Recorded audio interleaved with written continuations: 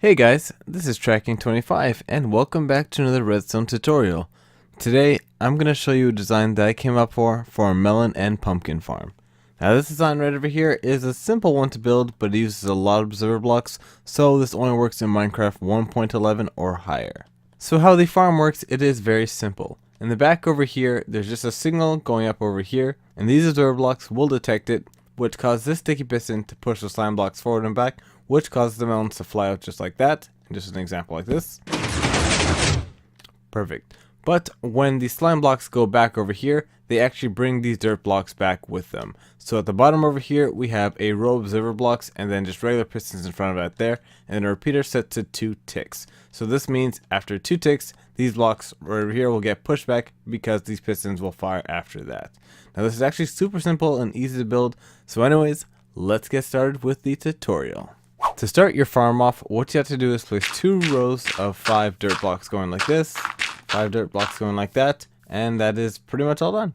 Now over here, you'll be having the stems for your pumpkins or your watermelons. So what you have to do is over here, just make a small little square right over there, place some water, and then till the soil right over here. Now right over here, you can plant either watermelon seeds or pumpkin seeds and use bone meal so they all grow up to be big. So now we'll be placing the pistons and the observer blocks that push these dirt blocks back over there. So you want to come to the middle stem over here and then go out 2 blocks from where you're standing and then place a row of observer blocks just like that, 5 to be exact, making sure that they line up with all these blocks over there. Then you have to place regular pistons just right in front of it just like that, and that's the bottom section all done over here.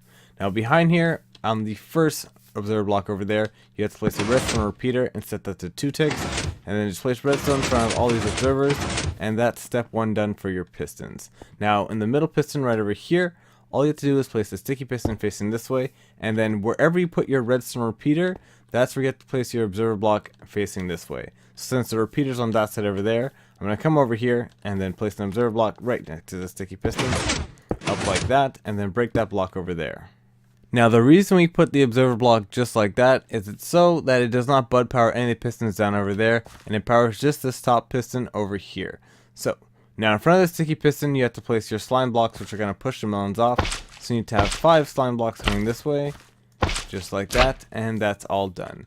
Now we have to wire up both systems together. So next to this observer block over here, you just want to place an immovable object. So I'm using glazed terracotta, a transparent block over here. I like to use slabs. Then right over here, you have to place a observer block facing downward like that. This is actually going to be where your signal gets sourced from, just like over there in that building. So you want to break a couple blocks down over here, just so you can add a redstone signal so that observer block can detect it. Now on top of this observer block, all you have to do is place another block over here. I like using glazed terracotta, just because of the design over there. And then another block right over here. And then fill these blocks with redstone just like that. And that should be the whole system all done. Now if you see it go like that, what you should do is just reset the system, break the blocks over here, and then place more slime blocks just like that, making sure that the system is normal with the slime blocks facing that way, and then those pistons pushing those blocks that way. And believe it or not, this is all the melon and pumpkin farm is. To build 2 side by side, all you have to do is the exact same thing on this side, just copied on this side. That's why the observer block is facing this way. So if you're going to build on that side, you have the observer block facing the opposite way. And if you want to build it one on top of the other, you actually can.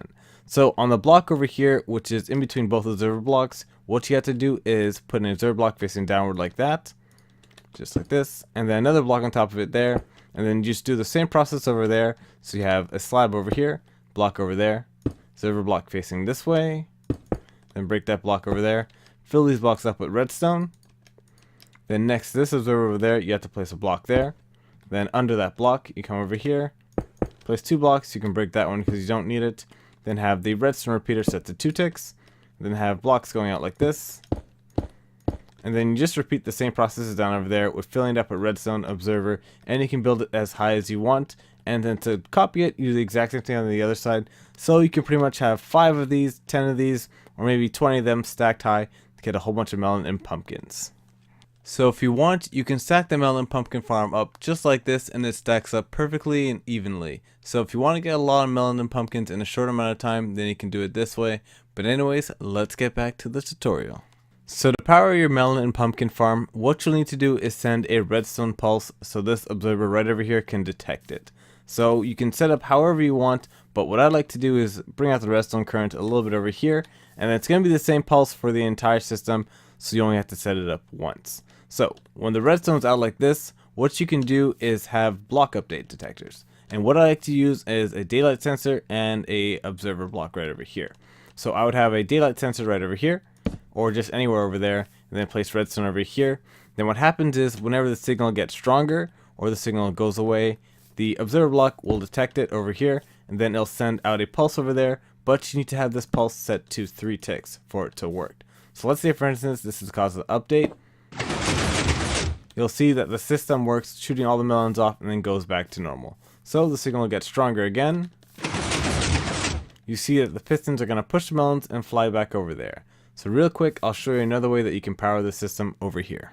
So how I like to power my melon farm is the same setup, just adding with hoppers over there. So you can see that there's a daylight sensor right over there, the redstone observer block facing this way with the face over there, a repeater set to 2 ticks, a block with a redstone torch on it, and then 8 hoppers right over here with redstone dust on 7 of them, with a comparator over there sending a signal down to that observer block over there. So that was a mouthful, but bear with me. And these hoppers right over here, all you have to do is just place a item over there. I like to place shovels in there just because they send a signal of 3.